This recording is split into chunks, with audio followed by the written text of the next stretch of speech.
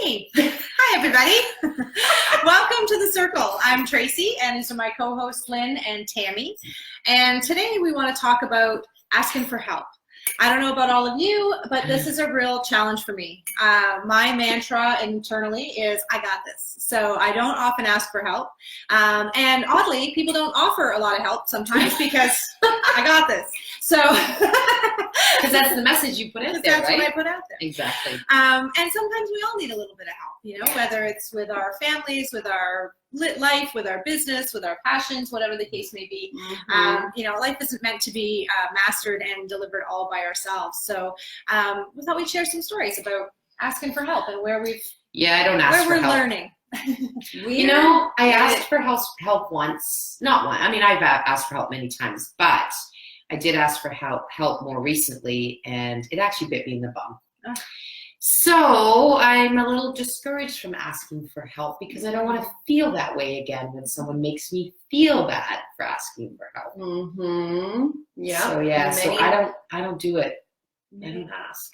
Many people, I think, have been in that position where they've asked for help and either they didn't ask really clearly because they were afraid to, and then people didn't jump to it. Like maybe it wasn't a direct ask.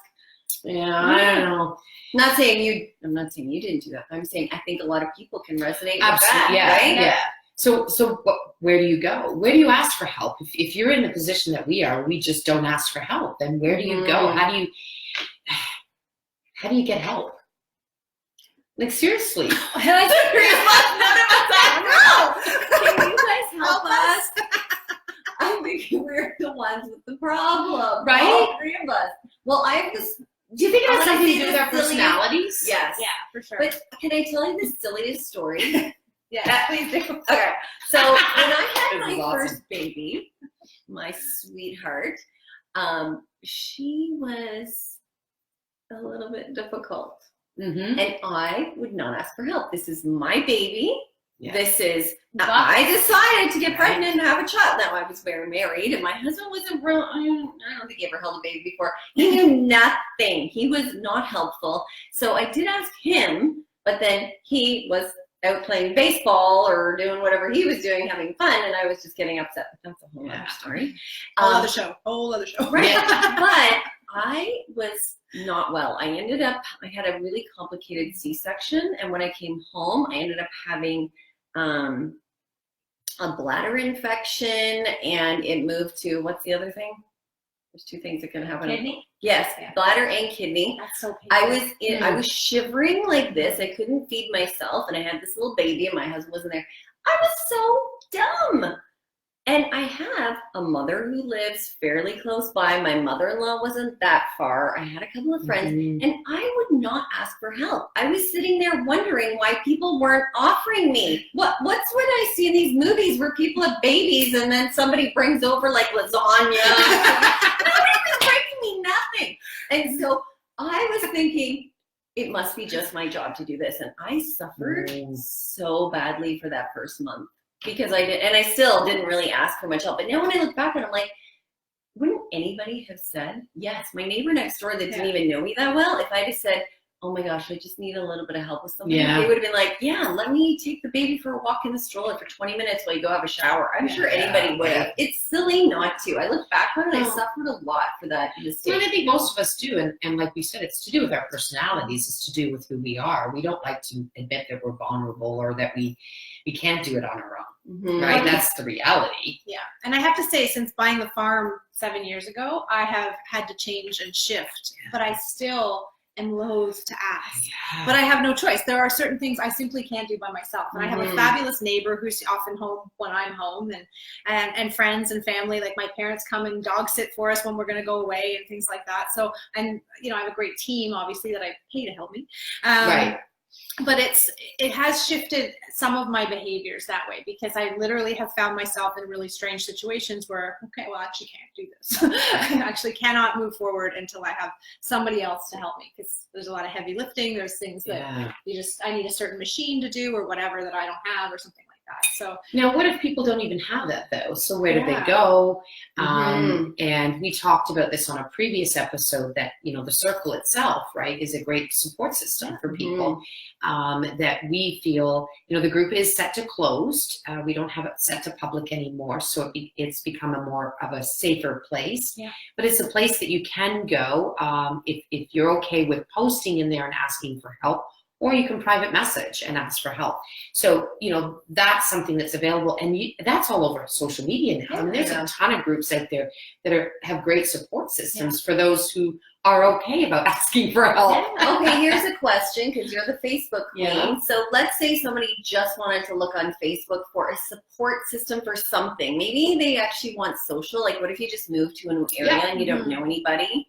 And you don't have all these mommy groups, right? Like, there's mommy groups you can find, but maybe you're either not a mom or your kids are older and gone. And you're like, how do I crack into having a social circle? Like, where would somebody look? So when you're sitting on your home tab on Facebook, at the very top is a search box for Facebook. You literally can type any keyword in there and find the groups around that keyword. Now, what you will find, if you start with just typing in the town that you live in, you will find that it's very rare that there isn't a community group, right? And that's where you can get into those kind of groups, because that's where you're going to find a huge support system. I know in the original Welcome to Bradford group, new people, when they move into Bradford, they post in that group and say, hey, I'm new, I'm a mom, I've got a couple of young kids, or are there any play groups? Or is any other mom here would love to set up a walk a day, or whatever it is. And there's all these little support groups that happen. I mean, there's even a support group if you like to drink wine. Every Thursday, there is a group called the Wine Club on Facebook, and they get together at Brick and Fire in Bradford every Thursday because it's half price wine. So they have created their own group on Facebook. What's that? No, but you know all the ladies in it. Probably. Yeah, they're all Bradford ladies, Denise and all them from B&I and stuff. But it's great because they've just created an opportunity. It isn't about support, but what ended up happening is they started to get together on a weekly basis, started developing some relationships, and now that's become a support system for them. Yeah, for so something that was just fun, just to go out and meet every Thursday for a glass of wine, turned into something to be given for other people, friendships, right? So in Facebook, you can just literally type in any keyword, and you'll be able to find any groups that use that keyword. So start with a city or a town. That's the best way to go, and look for your community groups. And I've seen some amazing posts on those groups. Like, people who are in dire need for stuff will just come out and say, look, I'm having a really bad time. I've had a baby. I don't have anything for them, or whatever. Or they've had, other needs that they need. And the community, how they come together, it blows my mind. Like, yeah, it's pretty cool. There's people brave enough to ask. Like, people really step up. You guys might know this girl, but I have a friend who suffers from eczema. And, so that's a very specific thing that you might be looking for help, and not all the people that just want to tell you to go use this and that. Right. It's not that simple. No. And so I just noticed that she went to a conference that was an eczema conference. So imagine all the supporting people. I think there was 500 people or so there. Wow. Yep. That's huge then. And so she went to that, and I went, good for you. Yeah. Like, taking charge and asking for Well, help, you can finding a support system. Check meetup.com. In there, that's where most people post any of these different conferences or workshops or even networking areas. But that might be another place to go and find some very niche-based support systems that you're looking for, like the eczema. Because odds are it's probably a meetup, right? So that's another place that you can go look for help. If you don't already have that circle of people that you feel confident or comfortable enough asking. Like these ladies, I would ask. In all honesty, if I was really in a situation that I couldn't do it on my own, I would reach out to these ladies, because that's the relationships that we have built, right? So I'm okay with asking for help when I can get those words out of my mouth. I think we should all practice something in the next month of asking for help about something we haven't wanted to. Would be a great thing to do. But if you don't ask, you don't get. It's interesting that don't you bring like that giving help? I love it. Like, that's what I love. I will help all the time. But it's interesting you bring that up, because I am going through a transition, and Bob Manasa reached out to me based on what I was putting out on my statuses, he figured I needed help on something. Mhm. And he reached out. So I am going to be meeting with him, and I'm going to take that advice he's going to help me with to figure out some of the steps I need to do for my next transition. So I've now we did have a date scheduled, and then I bailed because in my own head, I wasn't ready to meet with him. Oh, I'm like, no, I need to get all my That's- stuff yeah. in place. So of course, when I had that conversation with him, he's like, that's the whole point of us meeting. I'm going to help you do that. I said, no. I need to do certain things first before I go meet with him. But that was someone that reached out to me and offered help in helping me get through this next transition in my life. So sometimes that'll even happen. People reach out, and you got to say yes. It's hard, but you got to say yes. Yeah, like I see a lot of women that have developed relationships in Fem City, Mhm. like worldwide. Huge. No, Fem City's been huge for people. And they are there to help each other. Somebody will ask about help in another city. Yeah. Mhm. And it's like, awesome. Somebody else lives there. They know somebody, and it's helpful. So Fem City, finding in your- all honesty, that's one thing that I find is huge about that organization is it's a massive support system. There's no question about that. The women that run it, right? You guys, you're always there. You're constantly giving support. And even if it's just from a business standpoint, I mean, the amount of support just looking at the website that you guys offer, right? It's a huge system. And then, of course, the different collectives. I've seen the relationships building in there, and it's pretty amazing, actually, to watch those tribes build. Yeah. Yeah. And that's Great. a piece of what I've been trying to build with my alumni as well, because when I came through my certification, I had my founders to help me, but we didn't have a community of people building our own businesses and trying to expand in a very unknown and new area. So when we now have an alumni group, that people on there can post anything and ask questions, and they get lots of responses and lots of. But that's But something. it's finding something very specific and that meets the needs of that. What if So specific you individual. took that initiative, Absolutely, right? yeah. And so maybe that's how we end up getting help. Right. Without us asking, we create the Yeah. environment out of needs for what we need. Exactly. But we've Someone's become gonna the ask lead. the question we don't want. Exactly, right? So create your own environment, and your answers will get done in there without you having to physically ask for help. And I right? think realistically, we just need to get over ourselves. I think Yeah. I know. we're in a leadership I role. know. We think we have to have all the answers, and Yeah. holy God, we don't, right? No, I know. So it's really kind of getting over that initial hesitation and Takes a and shame. village. It takes It a does village take a sort of thing. village. It still does, and It that does. used to be the way.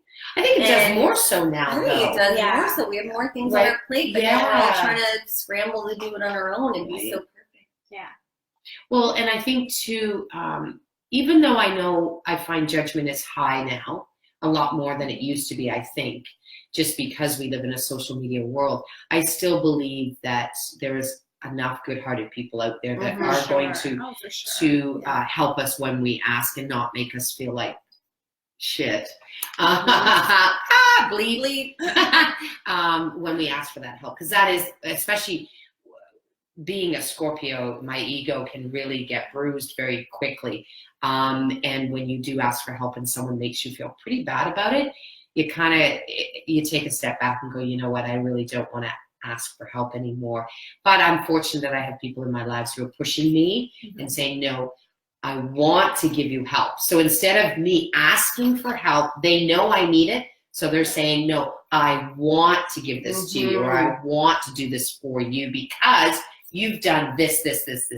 Yeah. So they're turning it in a situation where I don't feel bad about asking for help, because yes, I did give this and this and this and this to them, right? So Let's all be those people. Like offer Absolutely. it. You know? yeah. Well, I think we do anyways. I really do. I Yeah. think that's who we are as people, or we would never even have started this show. Right. we If would that's be not here. part of our personalities and Yeah. what we want to do for others, right? That's who we are. We want to help. Yep. Right. Awesome. So there's social media is a great place to look and Yeah. look for the communities in there and look for the groups. But there's a new group that I think it's taken off in Bradford, and it's a women's social group, and they're building a community of women, and it's all around fun and learning and enhancing their lives. It's not business.